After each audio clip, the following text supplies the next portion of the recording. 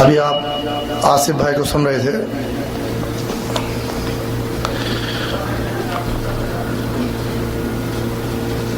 آج شیخ جو موضوع پیش کریں گے کہ اللہ کے نبی صلی اللہ علیہ وسلم کی دعوت تبلیغ کا کیا طریقہ تھا.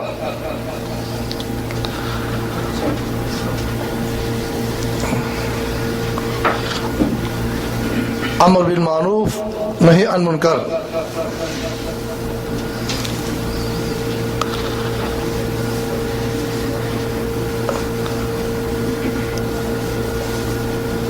میرے ذہن میں ایک بات آتی ہے، صحیح ہے یا غلط وہ ایک الگ بات ہے. ہمارے ملکوں میں جو لوگ بھی دعوت تبلیغ کا کام کر رہے ہیں یا دنیا میں جو لوگ بھی کر رہے ہیں،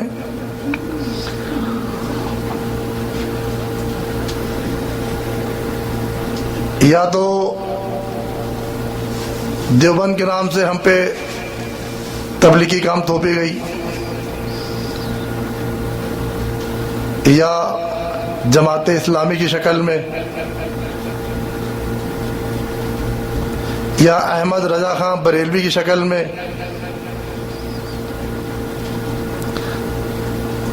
یا تبلیغی جماعت کی شکل میں.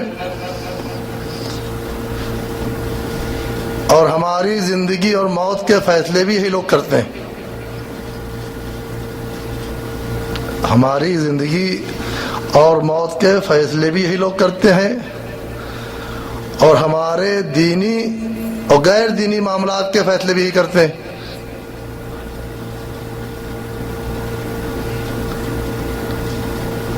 یہ اپنے آپ کو کہتے ہیں ہم مسلمانوں کے رہبر ہیں،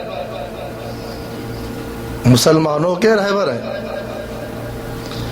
اگر کوئی اہل حدیث کا عالم جو ہے کسی دیوبندی، حالانکہ دیوبندی مسجد تو نہیں ہوتی لیکن ہم لوگ نے اس کو بنا دیا کہ اگر اہل حدیث کا کوئی عالم قرآن اور حدیث کی بات کرنا چاہے اپنے علاقوں کی مسجدوں میں جہاں وہ پیدا ہوا، جہاں بڑا ہوا، تو اس کو فوراً روکا جاتا ہے کہ یہ رفع دین نہیں کریں گے، یہ زور سے آمین نہیں کہیں گے، اور دیگر مسائل میں ہم کو الجھا دیا جاتا ہے. اور سب سے بڑی تہمت یہ لگائی جاتی ہے کہ یہ لوگ یہودیوں کے ایجنٹ ہیں، ابھی سعودی عرب سے ہو کے آئے ہیں اور یہاں آ کے نئی بات پیدا کرنے لگے ہیں. میں آپ لوگ سے سوال کرتا ہوں، جو لوگ قرآن اور حدیث کی دعوت دیں کیا وہ غلط ہو سکتے ہیں؟ کسی بھی اہل حدیث کے عالم کے منہ سے آپ نے قرآن حدیث کے علاوہ کسی اور کی بات سنی؟ بزرگوں کس سے سنے؟ جب ہمارے کیا دین تبلیغ کی بات چلتی ہے تو سب سے پہلا نام لیا جاتا ہے کس کا معلوم ہے؟ معین الدین چشتی صاحب کا لیا جاتا ہے. یہ کہتا ہوں دینی دعوت بھلائی کیسے بھلائی کہ ہندو لوگ اس ٹائم ڈھول تاشے موسیقی کے زیادہ شوقین تھے، اس لیے انہوں نے ڈھولک بجا کے لوگوں کو جمع کیا. کیا اللہ کے نبی صلی اللہ علیہ وسلم اس طریقے سے دعوت دی؟ دوسری جماعت ہماری نکلی وہ خانخواہ والی کہ آپ درباروں کے چکر لگائیے اور درباروں کی چوکھٹوں میں جائے، سارے فائدے آپ کو وہاں سے ملیں گے. یہ بھی مسلمانوں کی رہبر بنتی ہے بہت بڑی. دوسرے اپنے آپ کو شرافت کا چولا پہن کے بہت شریف، بہت اخلاق والے، بہت اخلاص والے تبلیغی جماعت کے لوگ کہتے ہیں بس میں سب کا رہبر ہوں، جو بات میں کہتا ہوں بس وہی صحیح ہے. جب ہمارے جیسا شخص کوئی دین کو سیکھ کر اپنے ملکوں میں جاتا ہے تو جب تک کہ ان کو یہ نہیں معلوم، پہلے سمجھتے ہیں شافعی ہو گیا، شاید رفع دین کرتے دیکھتے، آمین بھی کہتے سنتے کہتے شافعی ہو گیا. لیکن جیسے ہی ان کو یہ معلوم پڑتا ہے کہ یہ اہل حدیث ہو گیا تو بس اس پہ فتوے لگانا چالو کرتے ہیں. اس کی زندہ مثال میں ہوں.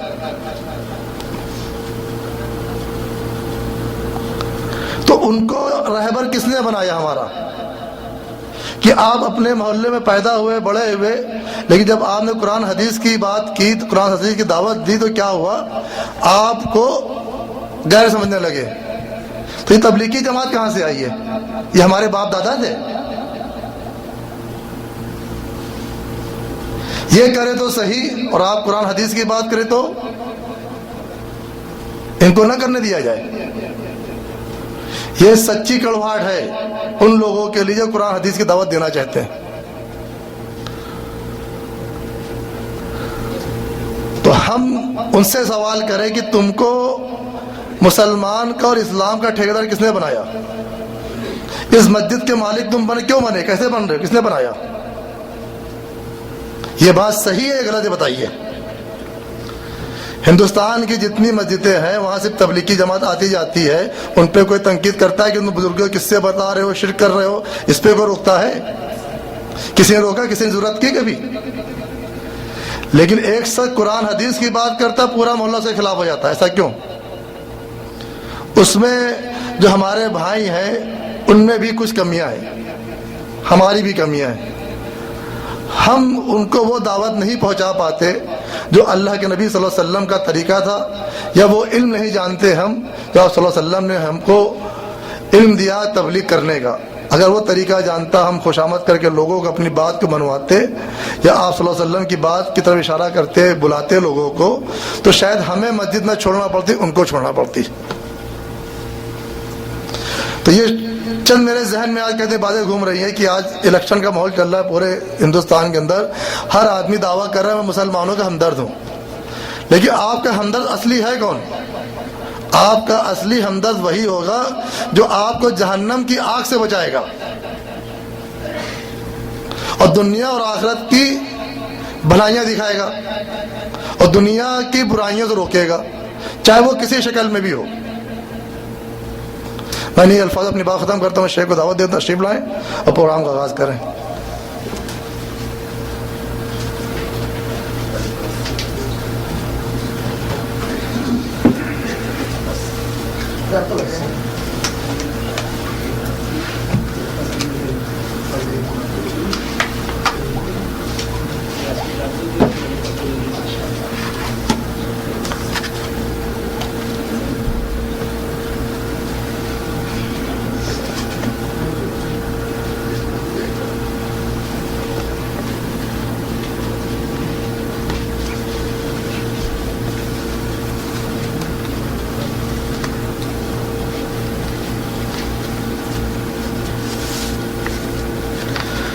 السلام علیکم ورحمۃ اللہ وبرکاتہ۔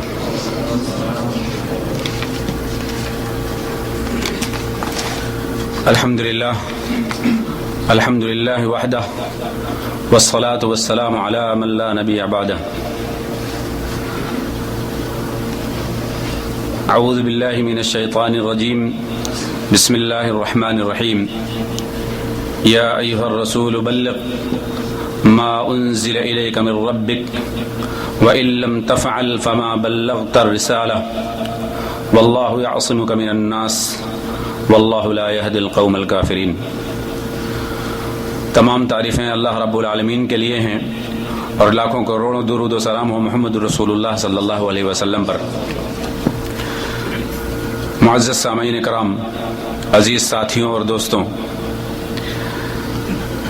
ایک بات ہمیں قاعدے سے اپنے موضوع سے پہلے سمجھ لینی ضروری ہے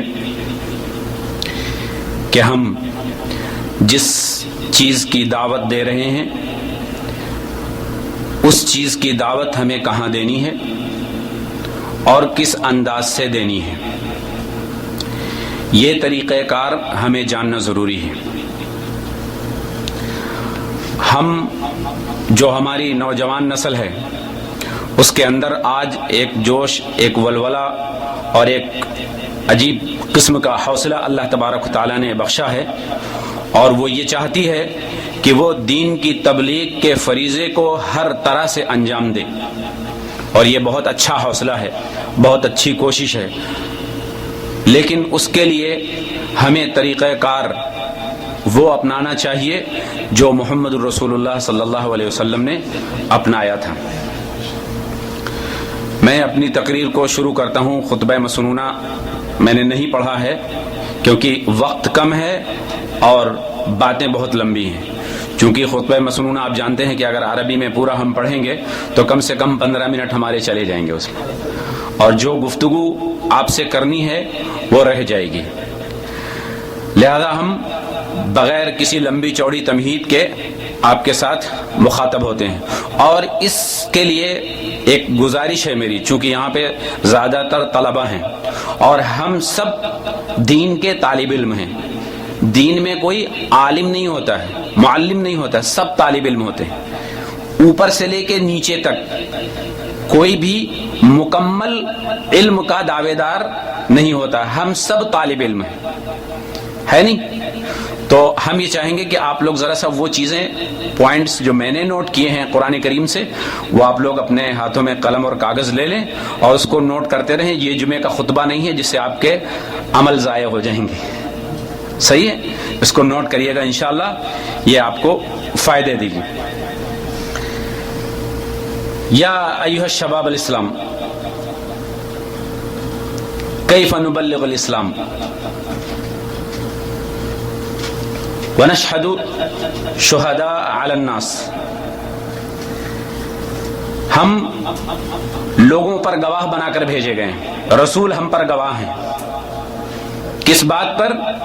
اللہ کی توحید کو لوگوں تک پہنچانے کے ذمہ دار ہیں۔ طریقہ کار ایسا ہی ہونا چاہیے جیسا کہ رسول کریم صلی اللہ علیہ وسلم نے ہمیں کر کے دکھایا ہے۔ کما قال اللہ عز وجل فی القرآن، جیسا کہ نبی کریم صلی اللہ علیہ وسلم نے، اللہ تبارک تعالیٰ نے قرآن کریم میں فرمایا ہے، یا ایھا الرسول بلغ۔ ایک چیز، یہ پوائنٹ نوٹ کریے، یہ سورہ مائدہ کی آیت نمبر 67 چھٹے پارے میں ہے۔ سورہ مائدہ کی آیت نمبر 67 ہے، چھٹا پارہ ہے۔ اس میں جو لفظ آیا ہے وہ آیا ہے بلغ، بلغ یبلغ تبلیغ۔ چونکہ طلبہ ہیں اور ہم بھی طالب علم ہیں تو ہم کچھ اس انداز کی گفتگو کریں گے تاکہ بات کو اچھی طرح سے سمجھتے چلیں۔ بلغ یبلغ تبلیغ مطلب پہنچانا۔ رسول کریم صلی اللہ علیہ وسلم کو یہ حکم دیا جا رہا ہے، اے میرے رسول تبلیغ کرو، لوگوں تک پہنچاؤ۔ کیا چیز؟ میرا پیغام۔ اللہ تبارک و تعالیٰ کا پیغام کیا ہے؟ میری وحدانیت کو قائم کرو۔ ما انزل الیک من ربک، تبلیغ کرو۔ میرا سوال یہ ہے، کس چیز کی تبلیغ؟ کس چیز کی تبلیغ؟ کس بات کی کرنا چاہیے؟ جواب اس کا قرآن مجید خود دیتا ہے، ما انزل الیک من ربک۔ تبلیغ اس چیز کی جائے گی جو اللہ کی طرف سے نازل ہوا ہے۔ اللہ کی طرف سے کیا نازل ہوا ہے؟ سارے مسلمان جانتے ہیں، جو قرآن پر عمل کرتے وہ بھی جانتے، جو قرآن پر عمل نہیں کرتے وہ بھی جانتے کہ اللہ کی طرف سے جو چیز نازل ہوئی ہے وہ قرآن کریم ہے۔ اگر ایسا نہ کیا جائے، یعنی دعوت قرآن کی نہ دی جائے، تو رزلٹ کیا آئے گا؟ وَإِن لَّمْ تَفْعَلْ فَمَا بَلَّغْتَ رِسَالَتَهُ۔ اور اے نبی، اگر تم نے یہ کام نہ کیا، میری طرف سے نازل کردہ احکام و مسائل کو بیان نہ کیے، پہنچایا نہیں، اس کی تبلیغ نہیں کی، تو گویا کہ تم نے پوری رسالت نہیں پہنچائی، تم نے رسالت کا کام نہیں کیا۔ قرآن کی دعوت دی جائے گی، توحید کی دعوت دی جائے گی، اگر یہ چیز نہیں کی گئی تو گویا کہ رسالت مکمل نہیں ہوئی۔ کیا خیال ہے؟ السلام علیکم۔ وعلیکم السلام ورحمۃ اللہ وبرکاتہ۔ کیا رسول اللہ صلی اللہ علیہ وسلم نے ہم تک پوری طرح سے دین کو مکمل تبلیغ کر کے پہنچایا نہیں؟ حجۃ الوداع کے اندر نبی صلی اللہ علیہ وسلم الا هل بلغت، تم لوگ گواہ ہو کیا میں نے پہنچا دیا؟ تو سارے صحابہ نے کیا کہا تھا کہ ہم گواہی دیتے ہیں، نحن نشہد، ہم گواہی دیتے ہیں کہ آپ نے پہنچا دیا اور امانت کے ساتھ اس کو پہنچایا۔ مکمل ہے نا ہمارا ایمان؟ الحمدللہ۔ اچھا، اگر کوئی شخص قرآن کریم کی دعوت دیتا ہے اور حق کی دعوت دیتا ہے تو اس کے ساتھ مصائب اور مشکلات یہ آنا ضروری ہے، لیکن اللہ تبارک تعالیٰ نے اپنے نبی کے حوصلے کو بڑھایا اور فرمایا کہ تم ایسا کرو، تمہاری حفاظت کا ذمہ میں لیتا ہوں۔ کیسے؟ واللہ یعصمک من الناس، میں تمہیں لوگوں کے شر فساد، ان کی برائیوں سے، ان کے گندے برے ارادوں سے، ان کی پلاننگ سے میں تمہاری حفاظت کروں گا، تم میری توحید کی تبلیغ کرو، جو میں کہتا ہوں اس کو کرو۔ آج بھی میرے بھائیوں، آج بھی جو شخص اخلاص کے ساتھ مخلص ہو کر اللہ کی توحید پر لگا ہوا ہے، اللہ کی قسم اسے کوئی نقصان نہیں پہنچا سکتا، جس طرح سے ہمارے نبی کو کوئی نقصان نہیں پہنچا تھا۔ اور آپ کو معلوم ہے جماعت حقہ جس کو کہا جاتا ہے نہیں، جو اللہ تبارک تعالیٰ کی طرف سے مدد کی ہوئی ہے، منصورین ہے نہیں، لا تزال طائفۃ من امتی، یہ پوری ایک حدیث ہے۔ تو جس نے حق کی دعوت کو سچائی کے ساتھ، اخلاص کے ساتھ کیا ہے، اس کا کوئی کچھ بگاڑ نہیں سکتا۔ آگے ایک جملہ جو اس آیت کا خلاصہ ہے، وہ کیا کہہ رہا ہے؟ ان اللہ لا یہدی القوم الکافرین۔ آپ بتائیے، بات رسول سے شروع ہوئی، تبلیغ لوگوں تک پہنچانی ہے، اور اس کے بعد جو جملہ کہا جا رہا ہے اس میں کافر کہا جا رہا ہے کہ جو ایسا نہ کرے گا تو وہ سمجھو کہ گویا کہ وہ انکار کر رہا ہے ہماری اس احکامات، ہمارے ان احکامات سے جو ہم نے نازل کیے ہیں، وہ تبلیغ اپنی مرضی کی کر رہا ہے، لہذا وہ شخص کافر ہو جاتا ہے۔ ان اللہ لا یہدی القوم الکافرین، اللہ تبارک و تعالی کافر قوم کو ہدایت نہیں دیتا ہے۔ بات کہاں سے شروع ہوئی اور ختم کہاں پہ ہوئی؟ غور کریے گا، یہ غور کرنے کا مقام ہے کہ کافر قوم کو ہدایت نہیں ہوتی، گویا کہ وہ قرآن کے احکامات کا انکار کرنے والی قوم ہے۔ اس آیت مبارکہ میں نبی صلی اللہ علیہ وسلم کو حکم دیا گیا ہے کاہے کا؟ تبلیغ کا۔ کس بات کی تبلیغ کرنی چاہیے؟ جو رب کی طرف سے نازل ہوا ہے۔ رب کی طرف سے صرف قرآن نازل ہوا ہے کیا؟ جی، خالی قرآن نازل ہوا ہے؟ وہ تو کہتے خالی قرآن ہی نازل ہوا ہے۔ یہاں ایک حدیث وضاحت کے لیے ضروری ہے، اور یہ حدیث بڑی لمبی ہے، لیکن جو شاہد ہے اس حدیث میں، یعنی جو چیز دلیل ہے وہ میں نے نوٹ کی ہے۔ الا انی اوتیت القرآن ومثلہ معہ، اس حدیث میں یہ بتایا جا رہا ہے کہ مجھے قرآن تو دیا گیا ہے، اور قرآن کے ساتھ اسی کے مثل، یعنی جو قرآن ہے قرآن کے مثل اسی کے جیسی ایک چیز اور دی گئی ہے۔ بات واضح ہو گئی؟ ایک چیز جو اور دی گئی ہے اس کا نام کیا ہے؟ حدیث۔ قرآن بھی وہی ہے اور حدیث بھی وہی ہے۔ قرآن کو وحی جلی کہا جاتا ہے اور حدیث کو وحی خفی ہے۔ ایک لفظ اللہ کے ہے، کلام اللہ کا ہے، ایک لفظ محمد کے ہے اور بات اللہ کی ہے۔ تو وحی جلی اور وحی خفی، یہ دونوں چیزیں نازل ہوئی، اور یہ دونوں قیامت کے صبح تک، حتیٰ کہ حوض کوثر پر بھی رسول اللہ صلی اللہ علیہ وسلم کے پاس ایک ساتھ حاضر ہوں گی۔ ان دونوں کو ایک دوسرے سے جدا نہیں کیا جا سکتا ہے۔ ایک لمبی حدیث تھی۔ اس کے علاوہ کسی اور چیز کی تبلیغ کرنے کا حکم ہے؟ نہیں۔ اچھا، صرف ہمیں قرآن اور حدیث ہی کی تبلیغ کیوں کرنی ہے؟ اگر آپ نے ایسا نہ کیا تو آپ کو رسالت کا حق ادا نہ کیا ہے، نہیں؟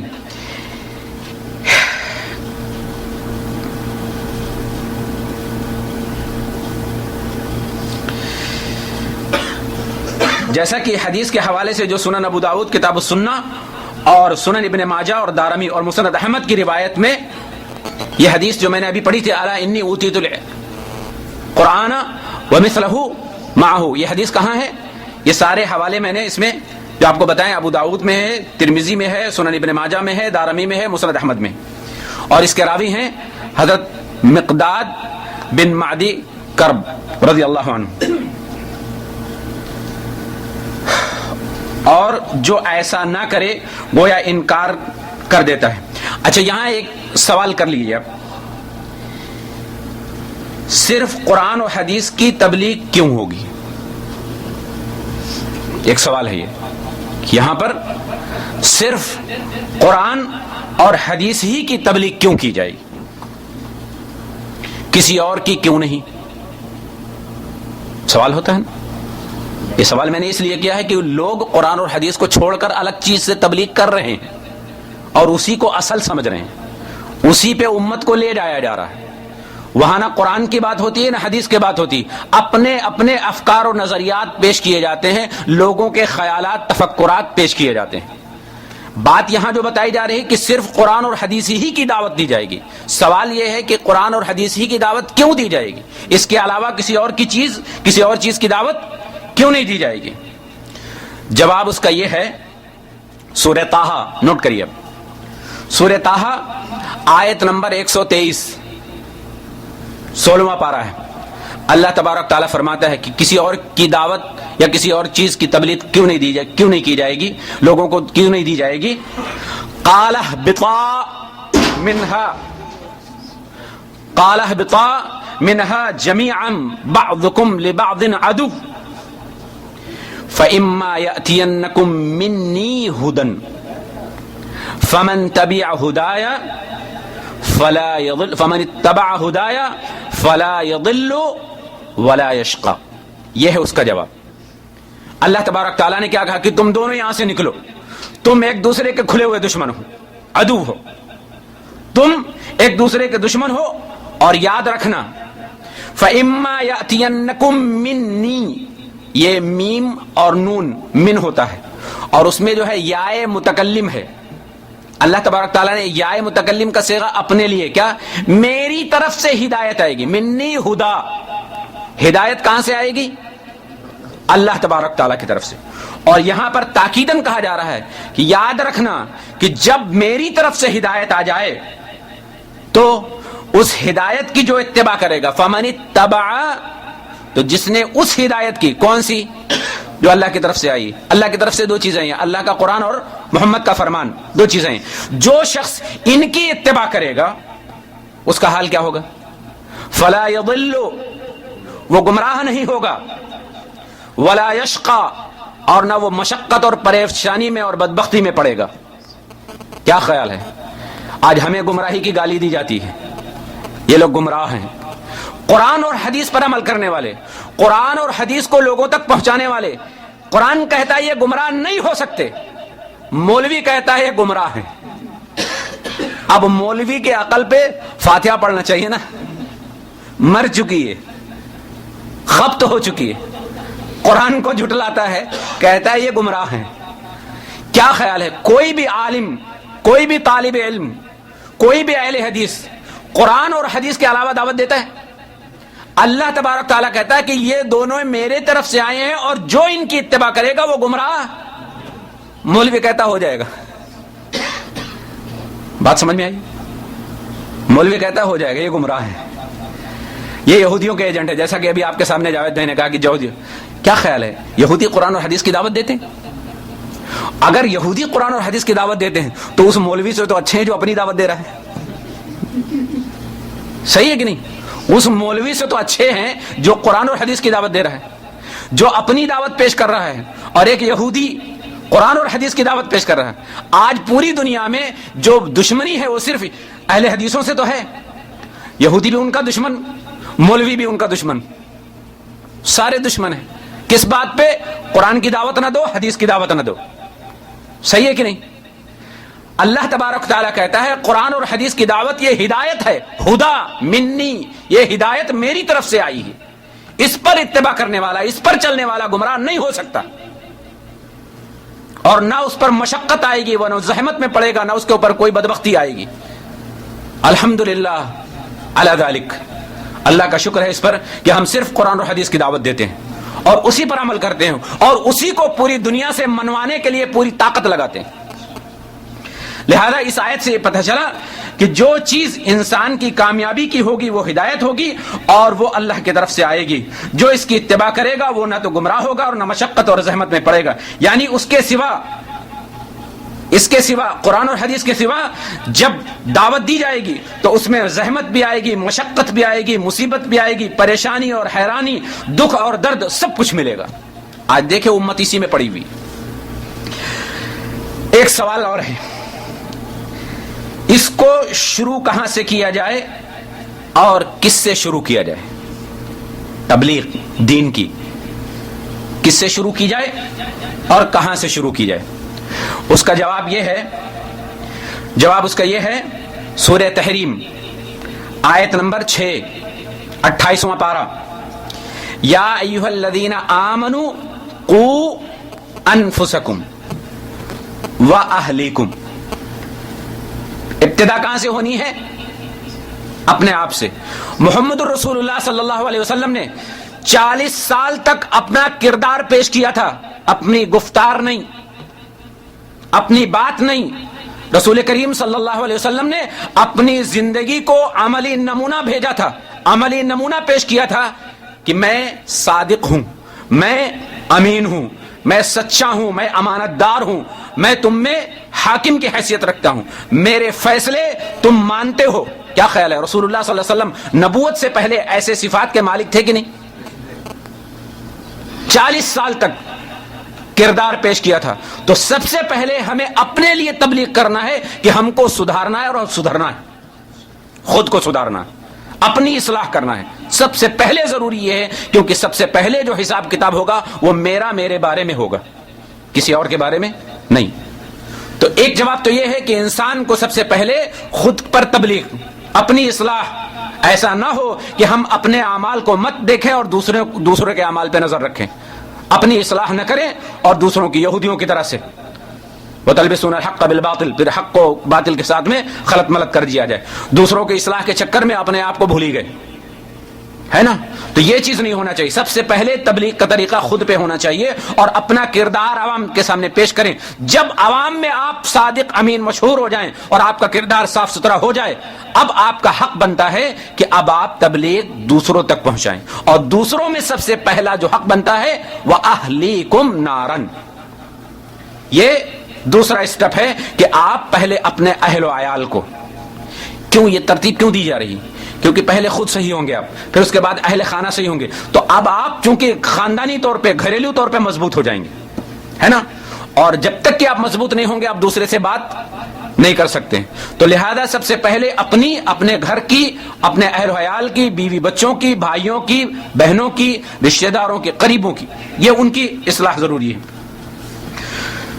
تو اس آیت سے ہمیں کیا پتہ چلا کہ ہمیں اپنی اصلاح کرنا ہے، پھر اپنے اہل و عیال کی، اور ان کو دین کی تعلیم دینا ہے، توحید کی تعلیم دینا ہے، راہ حق بتاؤ۔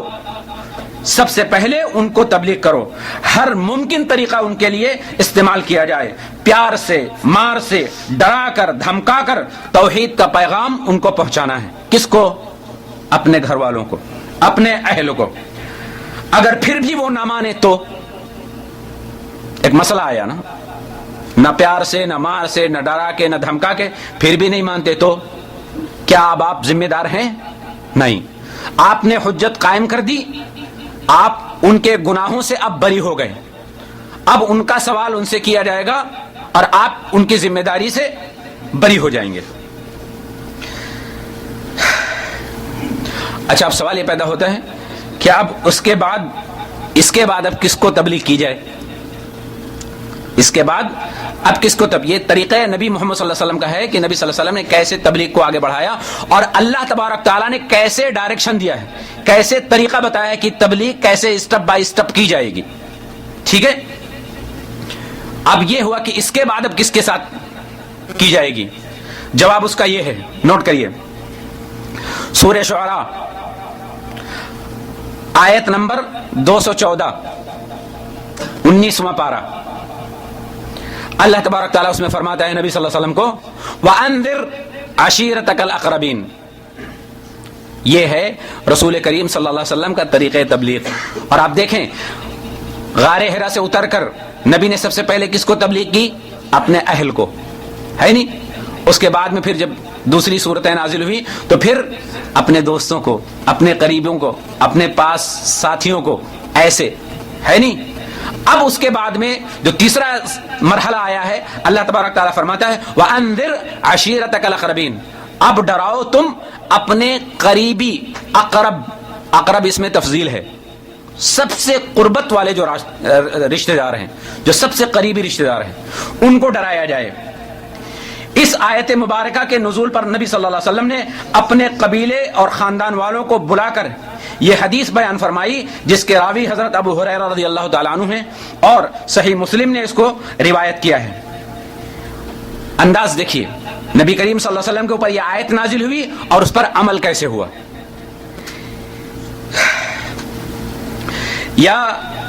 یا بنی کعب بن لوئی انقذوا انفسکم من النار. یا بنی مرہ بن کعب انقذوا انفسکم من النار. یا بنی عبد شمس انقذوا انفسکم من النار. یا بنی عبد مناف انقذوا انفسکم من النار. یا بنی ہاشم انقذوا انفسکم من النار.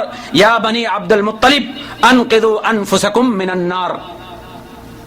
یہ سارے قبیلے اور خاندان تھے نبی صلی اللہ علیہ وسلم کے جن کو قرابت حاصل تھی رسول اللہ صلی اللہ علیہ وسلم کے ساتھ رشتہ داریاں تھیں. اللہ کے نبی نے اس آیت پر ایسے عمل کیا اور سب کو بلایا. ٹھیک ہے.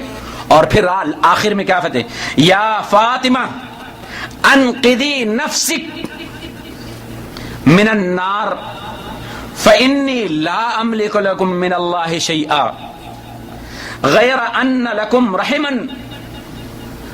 سأبلها ببلالها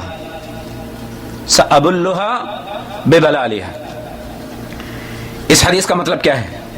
نازل ہونے کے بعد میں یہ آیت جو نازل ہوئی ہے اس آیت کے بعد میں نبی صلی اللہ علیہ وسلم نے اپنے سارے رشتہ داروں کو بلایا. بنی کعب کو اور بنی مرہ کو اور بنی عبد مناف بنی عبد شمس بنی ہاشم اور بنی عبد المطلب اور پھر اپنی بیٹی کا نام لیا کہ تم اپنے آپ کو جہنم کی آگ سے بچا لو. اپنے آپ کو جہنم کی آگ سے بچا لو. کیوں؟ فَإِنِّي لَا أَمْلِكُ لَكُم مِّنَ اللَّهِ شَيْئًا. لا حرف نفی ہے, شیئن نکرہ ہے. جو طالب علم عربی پڑھ رہے ہیں ان کے لیے یہ خاص کر جملہ ہے, دھیان سے سنیں اس کو. لا حرف نفی ہے, شیئن نکرہ ہے, اور نکرہ جب تحت نفی آئے یعنی نکرہ جب اس سے پہلے نفی ہو اور اس کے بعد نکرہ اسم آتا ہے. شیئن کا مطلب کوئی چیز, کوئی بھی چیز. تو نکرہ یہ غیر معروف چیز کو بولتے ہیں. نکرہ جب تحت نفی آتا ہے تو اس کے اندر حصر پایا جاتا ہے, تفید الحصر, حصر کا معنی پیدا ہوتا ہے. مطلب کیا ہے؟ لا املک لکم من اللہ شیئا, میں اللہ کے پاس تمہارے لیے کسی چیز کا بھی مالک نہیں ہوں. میں تمہیں اللہ کی پکڑ سے ذرہ برابر بچا نہیں سکتا. نبی مختار کل ہیں, ایک پوری جماعت اسی مسئلے پہ ٹکی ہوئی ہے اور اہل حدیثوں کو گمراہ, نجدی, وہابی, پتہ نہیں کن کن ناموں سے پکارتی اور کہتی ہے کہ نبی مختار کل ہیں.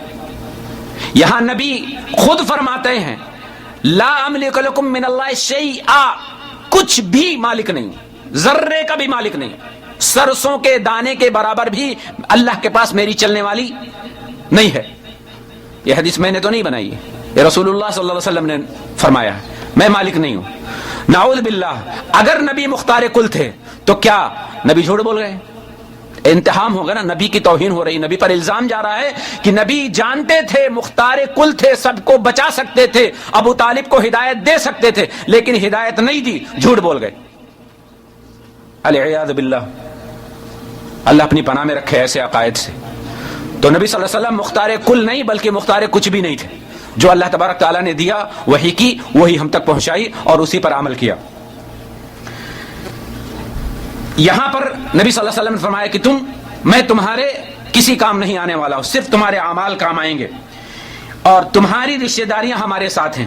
غیر ان لکم رحمن, اس کے علاوہ کہ تم میرے رشتہ دار ہو. اور رشتہ داروں کو ہی تبلیغ کرنے کے لیے نبی صلی اللہ علیہ وسلم کو حکم دیا گیا تھا, اس کے لیے کہ تم میرے رشتہ دار ہو اور میں اس کے لیے, اس رشتہ داری کی خاطر تمہارے لیے دنیاوی رشتوں کو, تمہارے لیے دنیاوی حقوق کو نبھانے کے لیے میں ہر طرح سے تیار ہوں. لیکن آخرت میں تو تمہارا نیک عمل ہی تمہارے کام آئے گا, رشتہ داری سے کوئی کام چلنے والا نہیں ہے. اگر چلتا تو ابو طالب سب سے پہلے جنت میں جاتے ہیں, ہے نا. اگر رشتہ داری کا مسئلہ ہوتا تو ابو طالب نے جو خدمت کی تھی نبی صلی اللہ علیہ وسلم کی 40 سال تک, اور اس کے بعد جو مصیبتیں اور پریشانیاں نبی صلی اللہ علیہ وسلم کی تائید اور مدد میں اٹھائی ہیں, اس کے بدلے میں تو انہیں جنت ہی جانا چاہیے نا. صحیح ہے.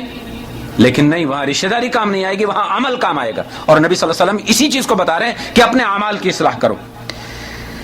اچھا، یہ تو ہو گئی بات. اب اس کے بعد کس کو تبلیغ کی جائے گی؟ اب اس کے بعد کہاں پہنچے؟ اس سوال کے جواب میں قرآن مجید دو جواب دیتا ہے اور دو انداز سے گفتگو کرتا ہے. کیسے؟ نوٹ کریں. سورہ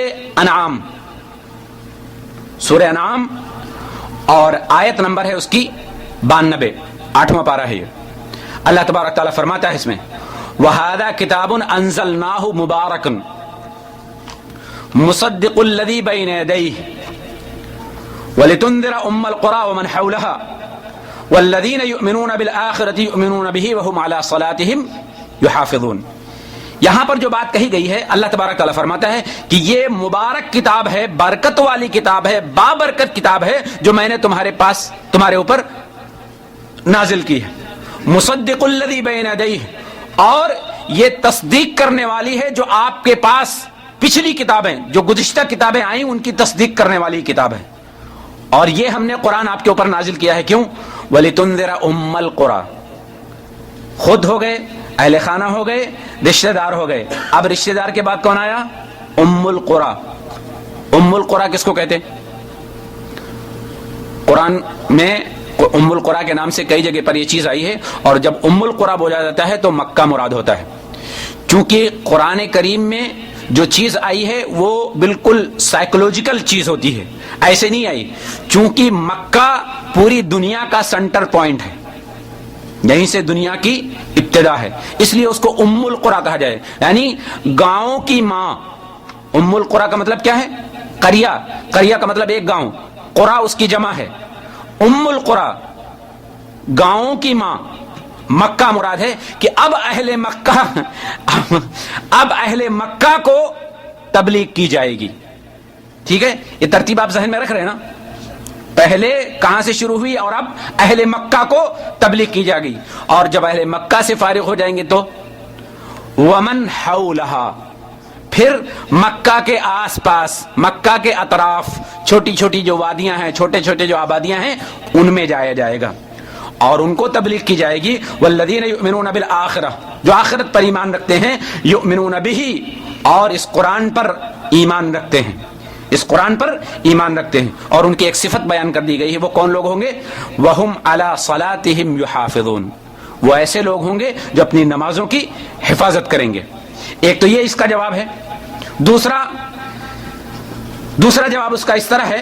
سورہ شورى، نوٹ کر لیجیے، یہ بھی سورہ شورى 25واں پارہ اور آیت نمبر 7.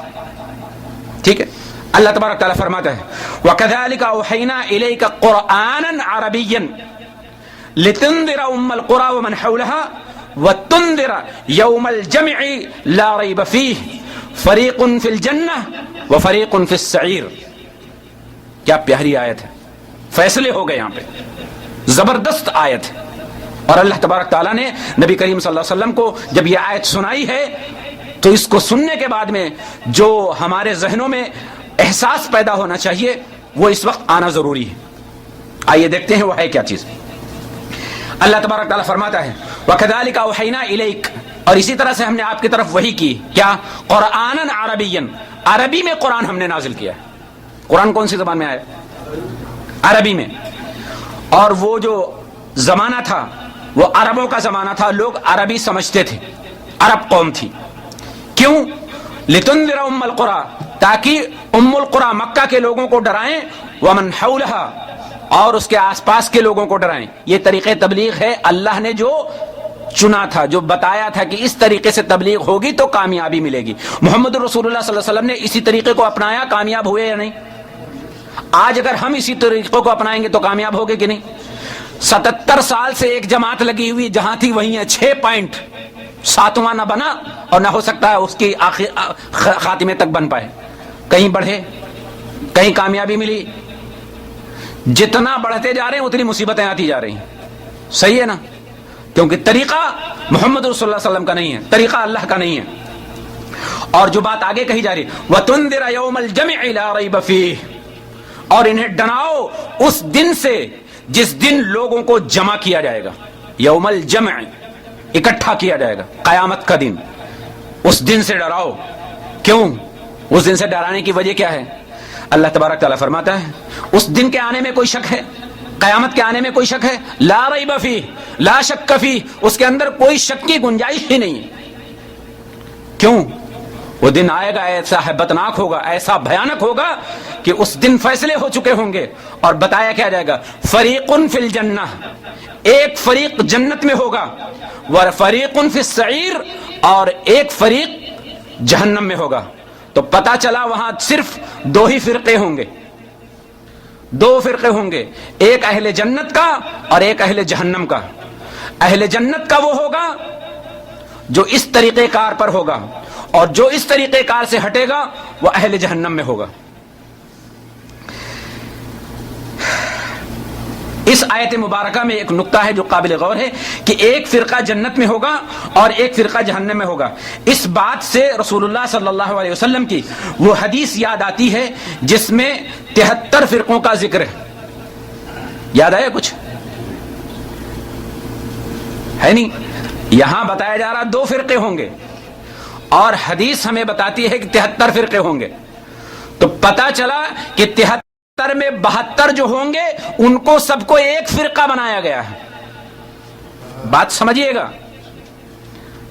73 فرقے جو حدیث میں آئے ہیں اس میں 72 فرقوں کو، 72 جماعتوں کو، 72 گروہوں کو ایک گنا گیا ہے کہ یہ سب ایک لائن میں ہوں گے، سب جہنمی ہوں گے. جیسا کہ نبی صلی اللہ علیہ وسلم نے کھل کے کہا ہے، واضح الفاظ میں کہا ہے کہ سب جہنم میں جائیں گے سوائے ایک کے. ایک جنتی ہوگا، کہ صرف ایک جنتی قرار دیا ہے. ظاہر بات ہے کہ حق ایک ہے اور اس کے مقابلے میں جو کچھ مختلف انداز سے دنیا میں ہے اصل میں سب باطل ہے اور سب کے سب ایک ہیں. آئیے ایک حدیث سے یہ بات مدلل کر لیں.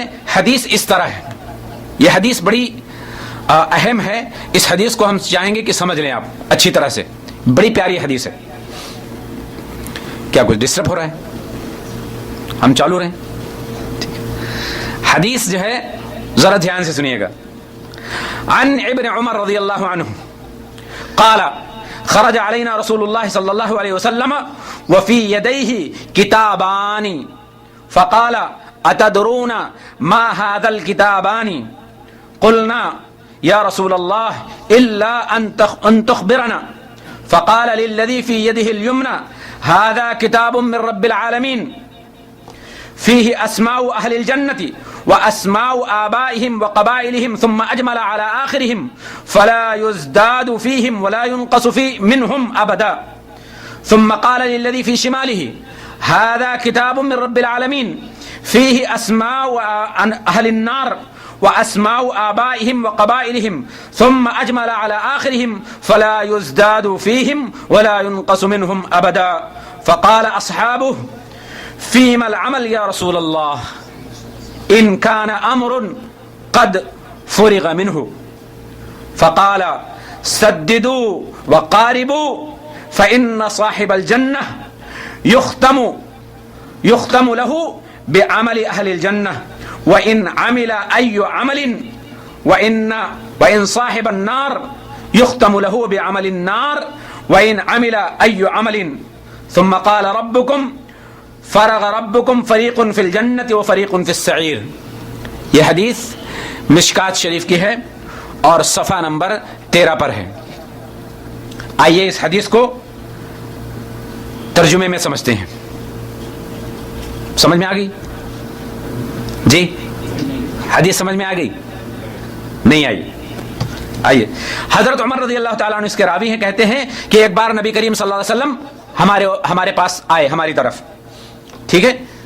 ان کے ہاتھ میں وفی یدیہ، ید اور یدین دو ہوتے ہیں نا، اس لیے تثنیہ کے صیغے میں نون ساقط کر دیا جاتا ہے. تو یہاں کیا آیا ہے؟ یدیہ، دونوں ہاتھ. نبی کریم صلی اللہ علیہ وسلم اپنے دونوں ہاتھ میں 2 کتابیں لے کے نکلے. فقال اتدرون ما هذان الكتابان، کیا تم لوگ جانتے ہو کہ یہ 2 کتابیں کون سی ہیں؟ حضرت عمر رضی اللہ تعالیٰ عنہ فرماتے ہیں کہ ہم سب نے کہا یا رسول اللہ الا ان تخبرنا، کہ اللہ کے رسول آپ مجھے خبر دیجئے، اس کے بارے میں بتائیے کہ یہ کیا ہے، ہم تو نہیں جانتے ہیں. الا ان تخبرنا، مگر یہ کہ آپ مجھے بتائیں تبھی ہمیں پتہ چلے گا. فقال للذی فی یدہ الیمنی، تو ان کے جو داہنے ہاتھ میں تھا اس کے بارے میں فرمایا، جو داہنے ہاتھ میں تھی اس کے بارے میں فرمایا ھذا کتاب من رب العالمین، یہ کتاب رب العالمین کی طرف سے آئی ہے. ھذا کتاب من رب العالمین، کیا ہے اس میں؟ کہتے ہیں فیہ اسماء اہل الجنہ، اس کے اندر اہل جنت کے نام ہیں، واسماء آبائہم، اور ان کے باپ دادوں کے نام ہیں، واسماء قبائلہم، اور ان کے قبیلوں کے خاندانوں کے نام ہیں. ثم اجمل علی آخرہم، اجمل کا مطلب یہ مجمل کر دینا، یعنی ایک ایک کر کے پوری تفصیل لے کے نہیں جانا ہے، بلکہ دو تین باتوں کا ذکر کر کے اس کو آخری حد لگا دی، اور اس کا پورا کیلکولیشن، پورا میتھ جتنی تھی سب لگا کے آخر میں بتا دیا کہ ان کا آخر جو ہے وہ یہ ہے کہ فلا یزداد فیہم، اب اس میں کوئی زیادتی نہیں کی جائے گی، جو لکھ دیے گئے اس کتاب میں کہ یہ جنتی ہیں وہ جنتی ہیں. ولا ينقص منہم ابدا، اور نہ ان میں سے کچھ کمی کی جائے گی، نہ ناقص ہوں گے نہ زیادہ کیے جائیں گے. اہل جنت کا فیصلہ ہو چکا ہے. ثم قال للذی فی شمالہ، اور جو نبی صلی اللہ علیہ وسلم کے بائیں ہاتھ میں تھی اس کے بارے میں فرمایا ھذا کتاب من رب العالمین، یہ بھی اللہ کی طرف سے آئی ہوئی کتاب ہے. اس میں کیا ہے؟ اس میں اہل جہنم کے نام ہیں اور ان کے آباء و اجداد کے، ان کے قبیلوں کے نام ہیں. ثم اجمل علی آخرہم، پھر پوری میتھ لگا کر، پورا حساب کتاب کیلکولیشن کر کر اس پہ لگا دیا کہ یہ سب اس کے اندر اہل جہنم موجود ہیں. فلا یزداد فیہم، اب ان میں بھی کوئی زیادہ نہیں کیا جائے گا. ولا ينقص منہم ابدا، اور ان میں سے کوئی کم بھی نہیں کیا جائے گا کبھی. فقال اصحابہ، دیکھیے سوال، دیکھیے صحابہ اکرام کا سوال، دیکھیے اس حدیث کو سننے کے بعد میں، اس معاملے کو سننے کے بعد میں صحابہ اکرام نے سوال کیا. فقال اصحابہ فیما العمل، اب عمل کا کیا فائدہ ہے؟ نبی صلی اللہ علیہ وسلم کے صحابہ نے پوچھا کہ جب سب ایسا ہو چکا ہے، سب لکھ پڑھ چکے ہیں، جنتی نہ زیادہ ہو سکتے ہیں جنت کے خانے میں، نہ جہنم کے خانے میں کم زیادہ ہو سکتے ہیں، سب فیصلہ ہو چکا ہے، تو فیم العمل یا رسول اللہ، اب عمل کا فائدہ کیا ہے؟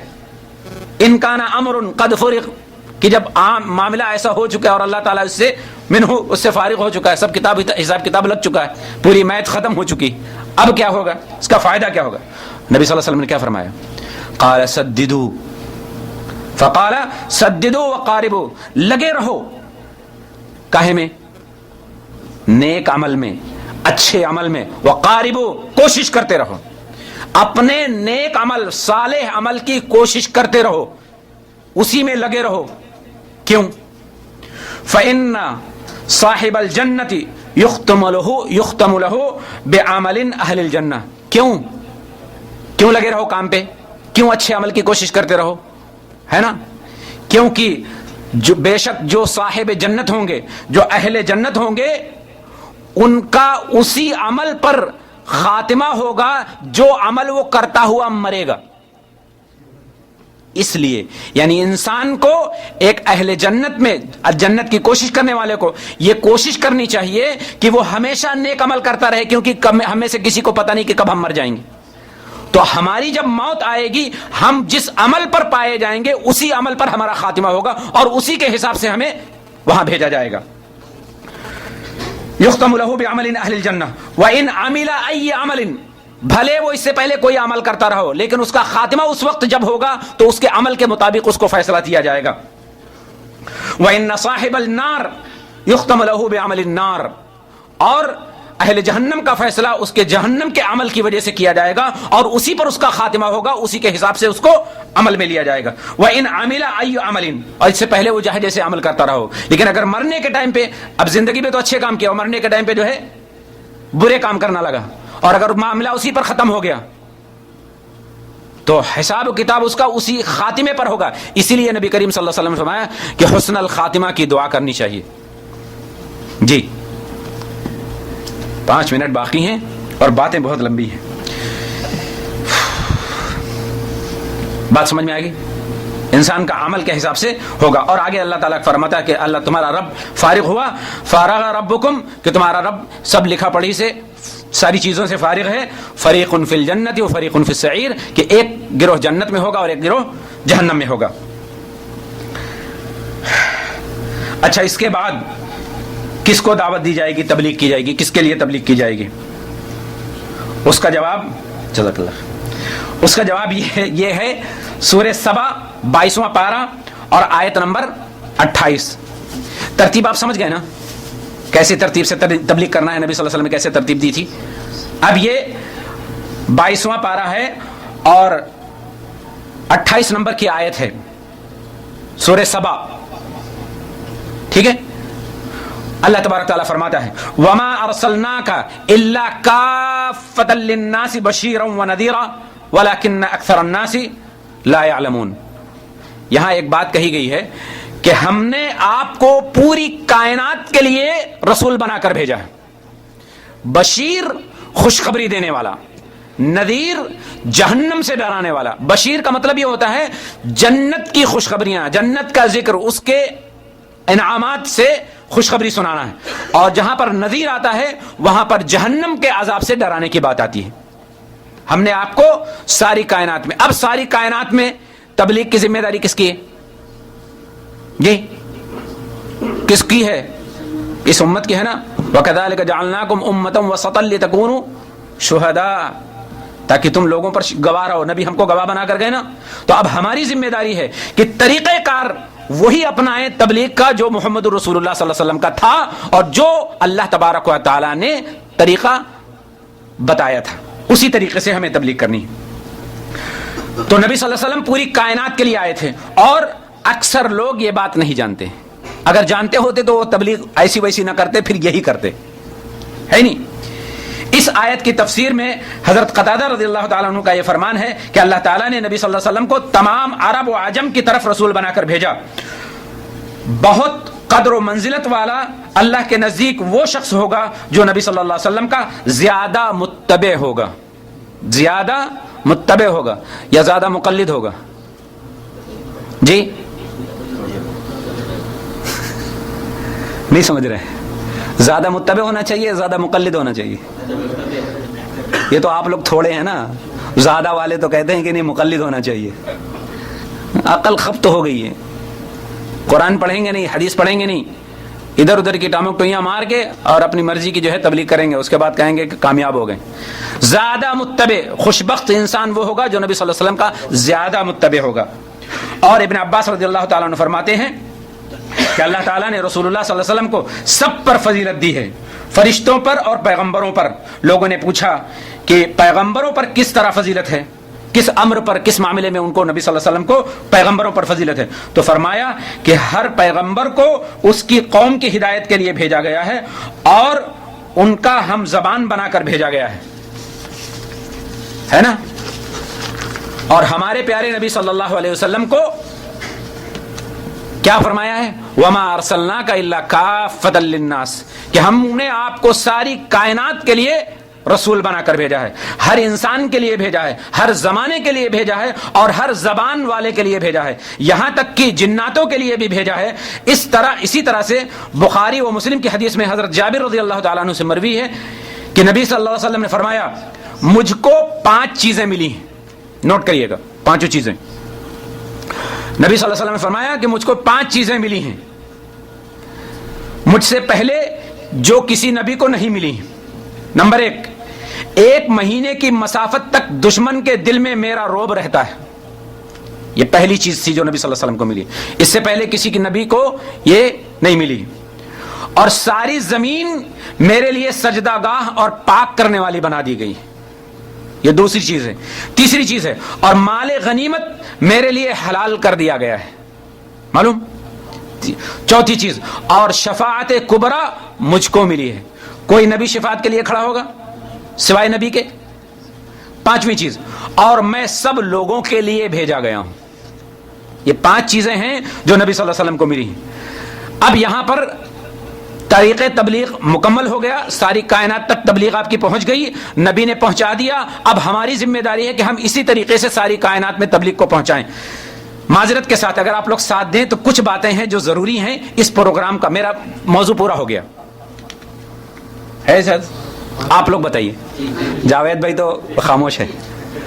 ہیں کچھ باتیں ہیں جو کرنا ضروری ہے، وہ آپ کے کام آئیں گی۔ آپ اگر قلم چلا رہے ہیں نوٹ کرتے جائیں گے تو انشاءاللہ وہ آپ کو اچھا فائدہ دیں گی۔ اب آئیے دیکھتے ہیں کہ لوگ کون سی دعوت دیتے ہیں اور کس کی دعوت دیتے ہیں اور کس کو دعوت دیتے ہیں. 3 لفظوں پہ غور کریے گا: دعوت، تبلیغ، اصلاح. دعوت، تبلیغ، اصلاح. دعوت غیر مسلم کو دی جائے گی، ٹھیک ہے. توحید کی تبلیغ مشرکین اور مستشرقین کو دی جائے گی، جو بھٹکے ہوئے لوگ ہیں، مشرک ہیں، ان کو دعوت دی جائے گی، تبلیغ ان کے ساتھ کی جائے گی. ان کو اپنا پیغام، وہ پیغام جو محمد رسول اللہ صلی اللہ علیہ وسلم نے لوگوں تک پہنچایا ہے، وہ پیغام ہمیں دینا ہے. اس کو کہتے ہیں تبلیغ. تبلیغ وہ نہیں ہوتی مسلمان کی کنڈی کھٹکھٹا دی، سو رہا ہے، پتہ نہیں بیمار ہے کیسا، باہر نکلو، آؤ 2.5 گھنٹے جھیلو ہم کو.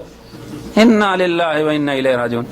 یہاں ہماری قوم 1 گھنٹہ برداشت نہیں کر رہی ہے، وہاں 2.5 گھنٹے جلوا دیتے. صبح صبح اٹھا لے جاتے گھر سے اور بٹھا دیتے مسجد میں. بولتا ناپاک ہیں، ٹھیک ہے تم آ جاؤ، جھوٹے وعدہ کر لو، نقد یا ادھار کچھ کر لو.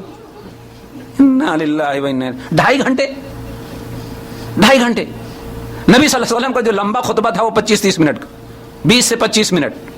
یہ 2.5 گھنٹے. اور کیا، نہ قرآن نہ حدیث. تبلیغ 2.5 گھنٹے کرنے والا خود بھی جاہل اور جس کو کر رہا وہ بھی جاہل. ایک کبوتر بول رہا، دوسرا کبوتر گٹر گوں کر رہا ہے. ہاں ہاں ہاں ہاں ہاں. انا للہ و انا. یہ تبلیغ ہے، اس کو تبلیغ کہتے ہیں. تو تبلیغ دین کی، دین کس کو کہتے ہیں؟ اللہ کے قرآن کو، محمد کے فرمان کو یہ پہنچانا ہے ان تک جن تک نہیں پہنچا، اس کو کہتے ہیں تبلیغ. دعوت ان کو دی جائے گی، بلایا جائے گا، آؤ اسلام میں داخل ہو جاؤ. یہ ہے دعوت. غیر مسلموں تک اپنی بات پہنچانا اور ان کو اپنے دین میں داخل کرنا، یہ ہے دعوت و تبلیغ. ٹھیک ہے. اچھا، جو لوگ کر رہے ہیں تبلیغ کے نام پر، وہ کیا کر رہے ہیں؟ وہ تبلیغ نہیں کر رہے ہیں، وہ اصلاح کا کام کر رہے ہیں. نئی گاڑی خریدو، 6 مہینے چلاؤ، پھر اس کو ریپیئرنگ کرنا ہوتی ہے، اس کی دھلائی منجائی سب کرنا ہوتا ہے. تو جو بگڑیل ہوتے ہیں ان کی اصلاح کرنا، اس کو اصلاح کرتے ہیں، ہے نہیں؟ اس کو اصلاح کہتے ہیں. کسی خراب چیز کو صحیح کرنا، اس کو اصلاح کہتے ہیں. تو وہ اگر کوئی مسلمان ہے، اس نماز نہیں پڑھ رہا، اس کو نماز کے لیے بلا رہے ہو، تو کیا ہے یہ؟ تبلیغ نہیں ہے. یہ کیا ہے؟ اصلاح. نام تبلیغ کا ہے. اور تبلیغ بھی کون سی؟ محمد والی، نبیوں والی. تبلیغ کون سی؟ صحابہ والی. ایک صحابی کا نام بتاؤ جس نے چلہ لگایا ہو. 1 دن کا، 2 دن کا، 3 دن کا، 10 دن کا، تمہارے جتنے گنتی کے چلے ہیں، کسی ایک دن کا بتاؤ کہ کسی صحابی نے لگایا ہو. بتا سکتا کوئی؟ یا محمد رسول اللہ صلی اللہ علیہ وسلم نے کسی صحابی کو اس طرح سے کسی مسلمان کی کنڈی کھٹکھٹانے کے لیے بھیجا ہو؟ بتا سکتے ہیں؟ ان کو جہاں بھیجا ہے نبی صلی اللہ علیہ وسلم نے، پورا دستہ، پوری فوج بھیجی، اور کیا کہہ کر بھیجا ہے کہ اگر وہاں سے اذان کی آواز آ جائے تو ان پہ حملہ نہ کرنا، ان کے بچوں پر ہاتھ نہ چھوڑنا، ان کے بوڑھوں پر ہاتھ نہ چھوڑنا، ان کی عورتوں کی حفاظت کرنا. اور کیا کہنا؟ قولوا لا الہ الا اللہ وتشہدوا انہ رسول اللہ. یہ گواہی دو کہ محمد رسول اللہ کے رسول ہیں، اور گواہی دو اس بات کی کہ اللہ کے سوا کوئی معبود نہیں. یہ تھی دعوت صحابہ کی. اور جہاں پہ بھیجا ہے وہاں پہ ایک ہاتھ میں اللہ کا قرآن ہوتا تھا، دوسرے ہاتھ میں محمد کا فرمان ہوتا تھا، اور اس کا انکار کرنے پر ان کے لیے سزا مقرر کی جاتی تھی. کرو تبلیغ ایسی صحابہ والی. دعویٰ کرتے ہو صحابہ کی تبلیغ کا، کرو، ایسے کر کے دکھاؤ. ایک بھی جو واپس لگا کے آ جاؤ چلہ، لوٹے گا کہیں؟ چلے میں چتھڑے اڑا دیے جائیں گے، واپس ہی نہیں آئیں گے. پھر کر کے دیکھو ایک بار تبلیغ. یہ تو مسلمان بیچارے عوام، جاہل عوام ہے جس کو تم بیوقوف بنا رہے ہو تبلیغ کا نام کر کے. وہ بیچارے اٹھتے ہیں آنکھیں ملتے ہوئے مسجد چلے جا رہے ہیں، آپاک ناپاک پتہ نہیں، ان کا کچھ سرے سے پتہ ہی نہیں ہوتا کہ کس حال میں مسجد میں جا رہے ہیں. اور جاتے ہیں وہاں بیٹھ جاتے ہیں گھٹنے ٹیک کے، ہاں ہاں ہاں ہاں. ایک طرف سے آوازیں آتی ہیں گٹر گوں، ادھر سے وہ ہاں ہاں لگے. کچھ نہ سمجھا نہ سمجھے، نہ سمجھانے والے کو کچھ پتا، نہ سمجھنے والے کو کچھ پتا. تو یہ کیا ہے؟ یہ اصلاح ہے. اچھا، ایک سوال اور ہے کہ یار ہم لوگ نہ علامے ہیں بہت بڑے، نہ مفتی ہیں، ہے نہیں، اور ہم لوگوں کی سمجھ میں قرآن بھی آتا ہے، حدیث بھی آتی ہے.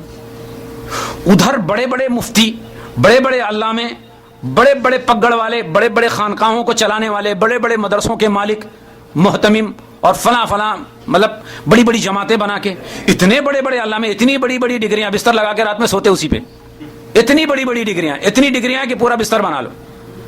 ایسے لوگ، ان کی سمجھ میں قرآن اور حدیث کیوں نہیں آتا؟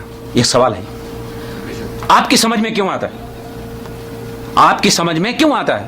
آپ کے پاس کوئی ڈگری بھی نہیں ہے، آپ ڈگری ہولڈر بھی نہیں ہیں، مفتی بھی نہیں ہیں، فتویٰ بھی نہیں لگا سکتے، لیکن آپ کی سمجھ میں قرآن بھی آتا ہے، حدیث بھی آتی نہیں آتی؟ بولیے بولیے، زور سے بولیے، آتی ہے نا؟ الحمدللہ۔ ان کی سمجھ میں کیوں نہیں آتی؟ یہ ایک سوال ہے، پڑھنے کے بعد کیوں نہیں سمجھ میں آتی؟ آئیے اس کا جواب ہم دیتے ہیں۔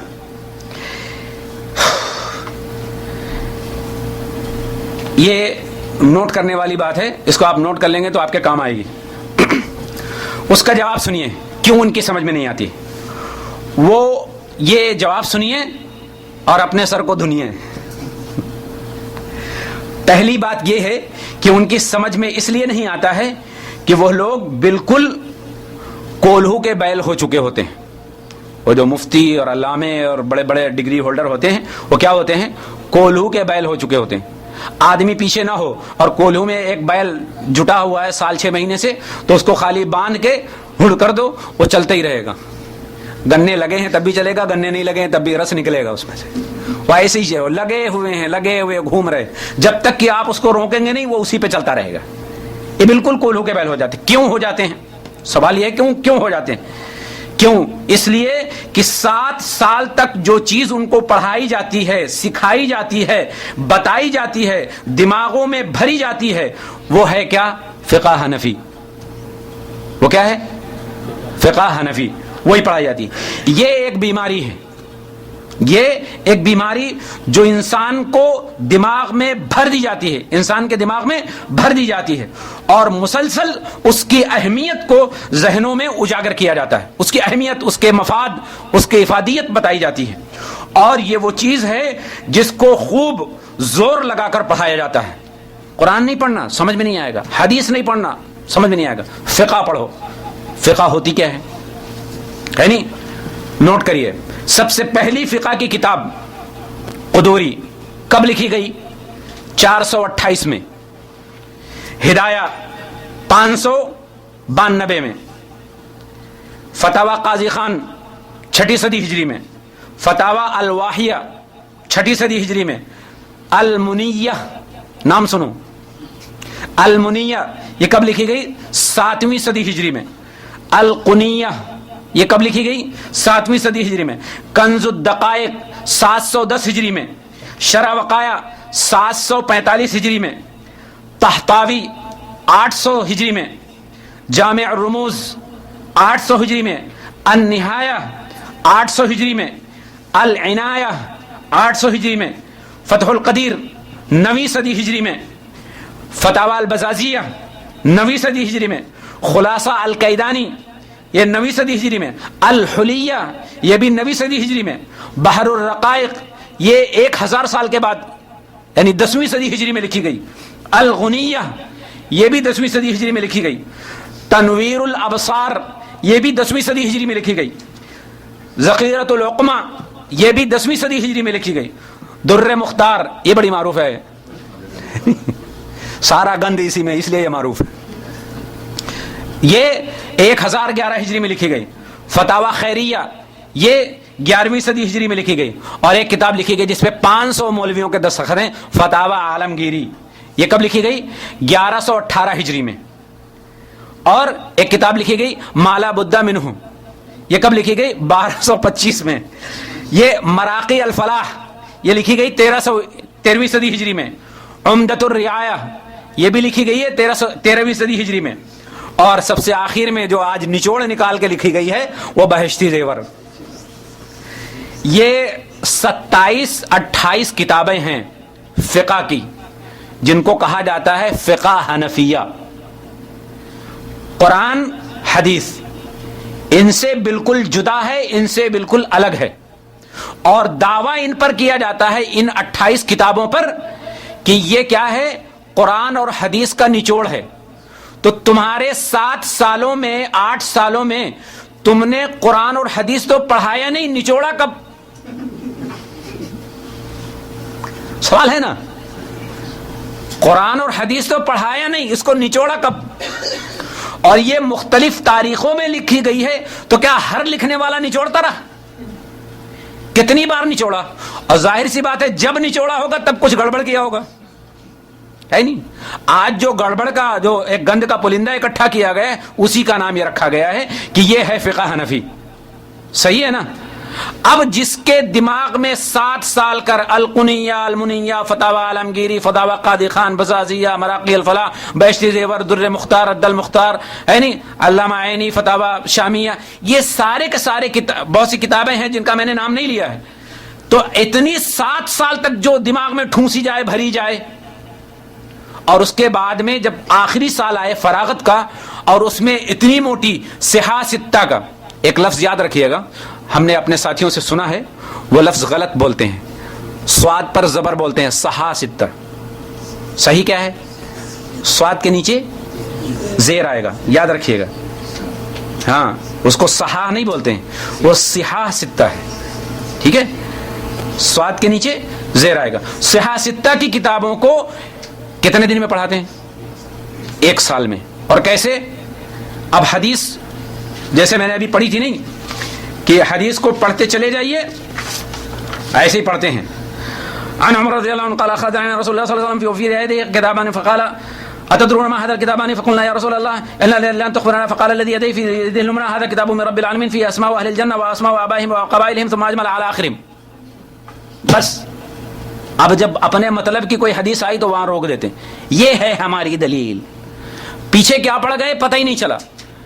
اسی لیے علامہ بننے کے بعد میں، مفتی بننے کے بعد میں، جب اس سے کہا جاتا ہے کہ بخاری کے اندر رفع الیدین ہے، بخاری کے اندر آمین ہے، حدیث ملتی ہے نا، رفع الیدین کی حدیثیں ملتی بخاری میں کہ نہیں؟ باب رفع الیدین، باب التامین خلف الامام، باب الجہر، ہے نہیں یہ آمین کے تعلق سے بخاری میں؟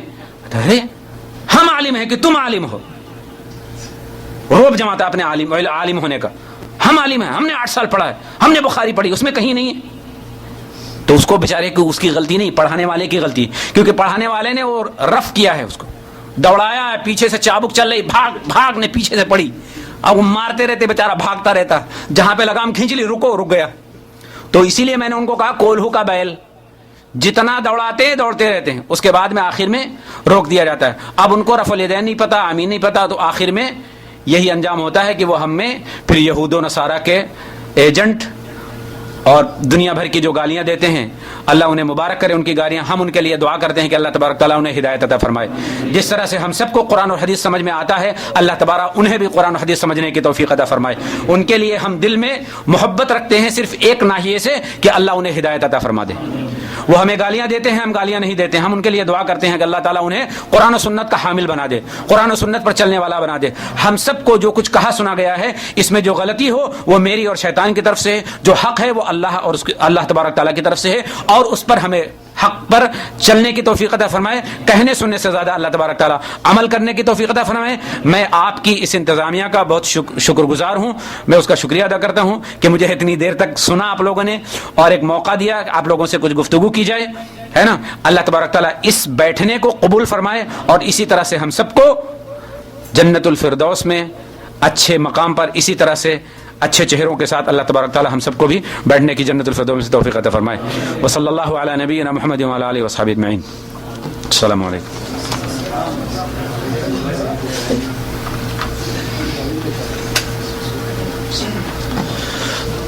جزاک اللہ خیر. آج کوئی سوال نہیں ہوگا، نہ کوئی دوسری بات ہوگی انشاءاللہ، تاکہ بہت دیر ہو گئی ہے. آپ لوگ کے سامنے ایک اعلان کرنا ہے مجھے، بھلے اعلان سن لیے. آنے والے جمعے کو 18 اپریل کو عشاء کی نماز کے بعد مسجد بے شیبش با مکے میں شیخ یاسر جابری صاحب کا درس ہوگا. آپ حضرت سے گزارش ہے کہ آپ لوگ تشریف لائیں اور زیادہ ساتھیوں کو لے کے آئیں. آنے والے جمعے کو عشاء کی نماز کے بعد مسجد بے شیبش باب مکے پہ شیخ یاسر جابری صاحب کا پروگرام ہے اور اس کا موضوع ہے آخرت کی فکر. آپ حضرات سے گزارش ہے خود بھی آئیں اور ساتھیوں کو بھی ساتھ میں لے کے آئیں. ابھی آپ شیخ حافظ کمال صاحب کو سن رہے تھے جن کا تعلق لکھنؤ سے ہے، اور جو لکھنؤ میں جو ندوہ ہے اس سے تعلیم حاصل کی ہے. اگر لکھنؤ کے ندوے کے سارے لوگ ماشاءاللہ ایسے ہی تعلیم حاصل کر لیں تو آج ہم لوگ گمراہ نہ ہوتے. اللہ نے سعودی عرب آنے کے بعد جو ہے قرآن حدیث کی جو روشنی دی ہم لوگوں کو، اللہ نے جو ہدایت دی ہے، اللہ تعالی ہم سب مسلمان کو ایسے ہی ہدایت دے اور ہم سب کو جو ہے قرآن حدیث پہ چلنے والا بنا دے۔ السلام علیکم ورحمۃ اللہ وبرکاتہ۔